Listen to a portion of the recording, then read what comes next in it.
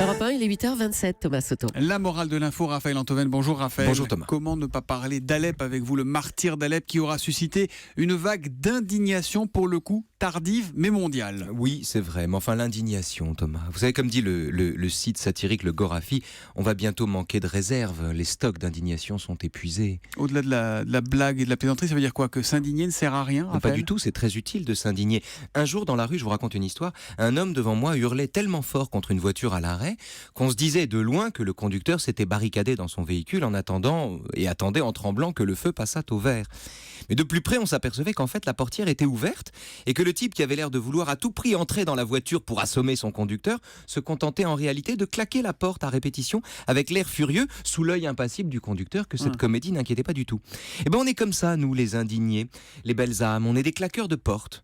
Et pendant que les Alépins meurent et que les femmes sont violées par des soudards loyalistes sous les yeux de leurs enfants, nous on proteste, on tempête, on gémit, en un mot, on s'indigne. Vous voulez dire quoi? On lève le poing mais en fait on baisse les bras, c'est ça? Oui, je veux dire que le sentiment qui prévaut en Occident face à la tragédie d'Alep, ce n'est pas l'indignation, c'est la peur. Et que l'Europe est comme deux types qui croisent une scène de viol et se demandent quoi faire dans l'espoir que le violeur prenne la fuite avant qu'eux-mêmes n'arrivent sur les lieux. Sauf que le violeur s'en fout parce qu'il sent bien qu'il a affaire à des trouillards. Et hormis l'indignation collective, quelle forme prend cette peur alors? Il y a François Hollande ou Ban Ki-moon, le secrétaire général de l'ONU, qui dénonce des atrocités mais se hâte de ne rien y faire ou de demander des superviseurs, après avoir, en renonçant à intervenir, permis les crimes qui les choquent. Mais tout ça n'est rien à côté de la forme la plus zélée de la peur qui consiste, devant la mort d'Alep, à parler de libération.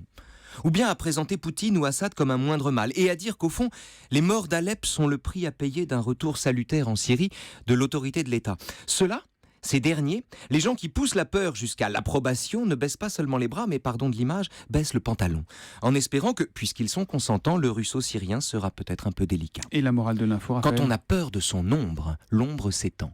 Quand on a peur de son ombre, l'ombre s'étend. Raphaël Antoven, la morale de l'info qui revient demain à 8h25 sur Europe 1. À demain, Raphaël. À demain.